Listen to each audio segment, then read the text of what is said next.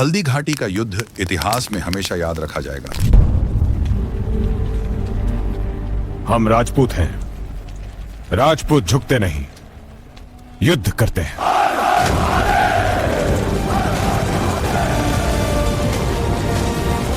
धूल और हवा में बारूद की गंध फैली हुई थी। एक तरफ थे महाराणा प्रताप अपने वीर सेनापति हकीम खानसूर के साथ, चेहरे पर अदम्य साहस, आंखों में मातृभूमि के लिए जलती हुई ज्वाला। उनके पीछे मेवाड़ के वीर सैनिक, जिनकी तलवारों पर सूरज की किरणें चमक रही थी, जैसे स्वाभिमान खुद खड़ा हो गया हो।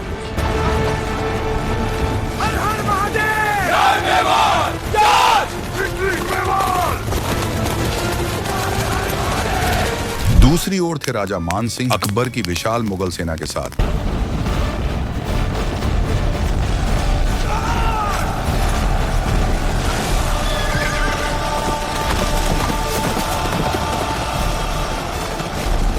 सुनहरी कवच, ऊंचे झंडे और घोड़ों की टापों से उठता शौर्य का तूफान।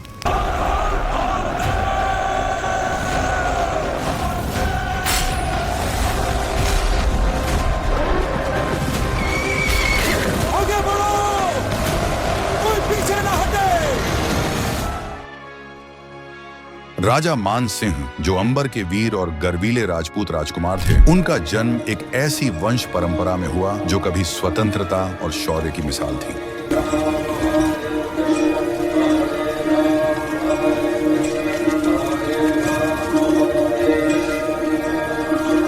लेकिन समय ने करवट ली।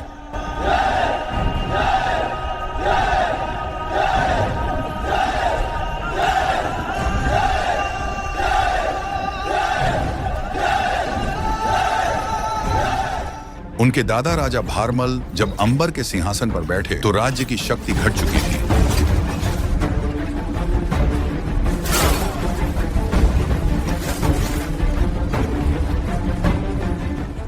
चारों ओर मुगलों का दबदबा बढ़ रहा था।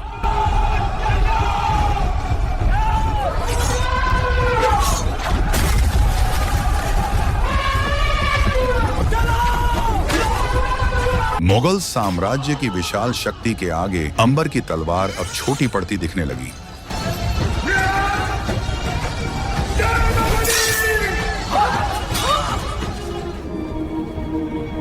महाराज, मेरी भूल हुई कि हम आपसे उलझे।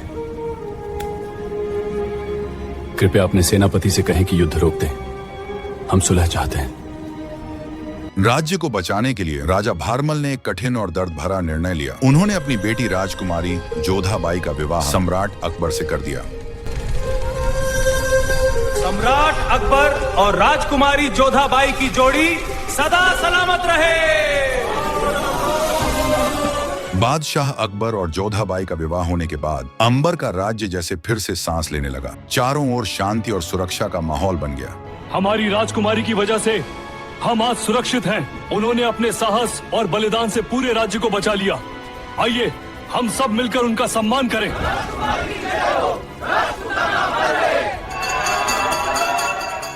जोधाबाई की मुस्कान में अब सुकून था और अकबर के दिल में सम्मान व प्रेम दोनों बढ़ गए। तुम्हारी मुस्कान ही मेरी दुनिया है, राजकुमारी। सम्राट, आपका साथ मेरी ताकत है। हम हमेशा एक दूसरे के साथ रहेंगे। अंबर के लोग गर्व से कहते थे, हमारी राजकुमारी ने न केवल अपने घर बल्कि पूरे राज्य की इज्जत बचा ली। मान सिंह के दादा राजा भारमल और बादशाह अकबर के बीच गहरी दोस्ती बन चुकी थी, जिससे दोनों राजघरानों के रिश्ते और भी मजबूत हो गए। इसी नजदीकी और आपसी विश्वास की वजह से मान सिंह भी अकबर के दरबार में शामिल हुए।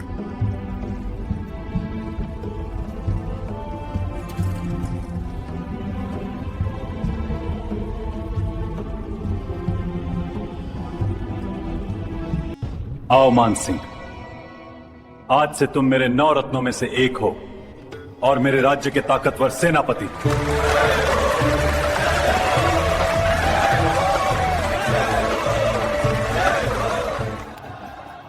अकबर मान सिंह को सिर्फ एक सेनापति नहीं बल्कि अपने परिवार का हिस्सा मानता था, मानो बादशाह और सिपाही नहीं बल्कि बाप बेटा हो। और यही कारण था कि अकबर मान सिंह को बेटा कहकर बुलाता था। तुम सिर्फ मेरे सेनापति नहीं, मेरे बेटे समान हो। आज से तुम मेरे दरबार के रत्न हो और मेरी शान भी। जहां पनाह, आपकी सेवा मेरा धर्म है। इसी प्रेम और सम्मान के कारण मान सिंह ने अकबर के लिए अपना सब कुछ झोंक दिया। उन्होंने निडर होकर कई प्रांतों को जीता, युद्ध भूमि में अकबर का झंडा ऊंचा किया और हर जीत के साथ अपने राजा के विश्वास को और मजबूत बनाया। महाराणा प्रताप अपने पिता महाराणा उदय सिंह की तरह अदम्य साहस और अटूट वीरता के प्रतीक थे। वे जन्म से ही बहादुर थे, एक ऐसे योद्धा जिनकी तलवार में अपने वंश का गर्व और अपनी मातृभूमि के लिए जीने मरने का जज्बा झलकता था। सैनिकों, हमें अपने दुश्मन को मौका नहीं देना आक्रमण करने का। हम खुद दुश्मन से पहले उस पर टूट पड़ेंगे।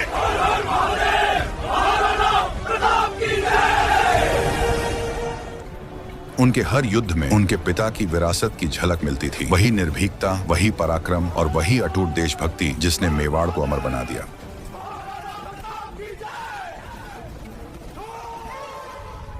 महाराणा प्रताप अपने पिता की तरह मुगलों के खिलाफ थे। उनके हृदय में स्वतंत्रता की ज्वाला प्रज्वलित थी। वे किसी भी कीमत पर अपने मातृभूमि की आजादी नहीं खोना चाहते थे।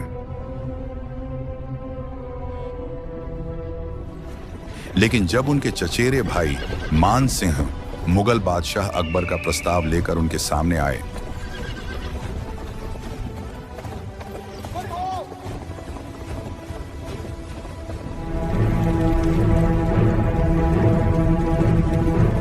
मुगलों की सत्ता कबूल कर लो, ये मेवाड़ के लिए अच्छा होगा। मान सिंह, हम कायर नहीं, हम युद्ध करेंगे और जीतेंगे भी। हम अपने मेवाड़ को छोड़कर कहीं नहीं जाएंगे, इसीलिए हम सब मिलकर दिलो जान से युद्ध करेंगे। जय एकलिंग जी की जय, जय एकलिंग जी की जय। मेवाड़ कभी सिर नहीं झुकाएगा। युद्ध ही इसका फैसला करेगा। युद्ध जारी रखो मेवाड़ से। युद्ध बहुत देर तक चला। तलवारों की टकराहट, घोड़ों की हिनहिनाहट और रणभूमि की गर्जना पूरे मैदान में गूंज रही थी। लेकिन समय बीतते बीतते महाराणा प्रताप और उनका प्रिय घोड़ा चेतक दोनों बुरी तरह घायल हो चुके। खून से लथपथ चेतक फिर भी अपने स्वामी को मरते दम तक रणभूमि से बाहर निकालने की कोशिश करता रहा।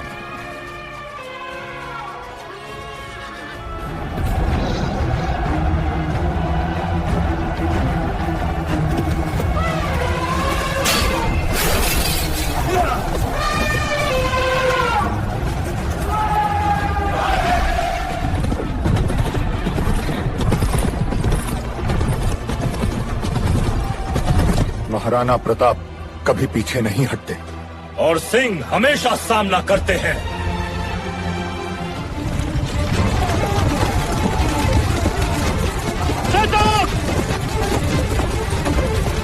मेवाड़ की आन हमारे साथ है।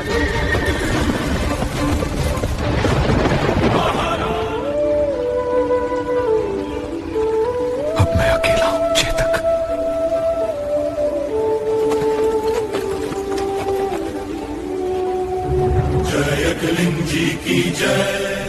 इस तरह चेतक ने अपनी वफादारी और प्रेम की ऐसी मिसाल दी जिसे सदियां भी भूल नहीं सकेंगे। दोस्तों, हमारी चैनल को सब्सक्राइब जरूर करें और वीडियो को लाइक शेयर कीजिए। जय हिंद।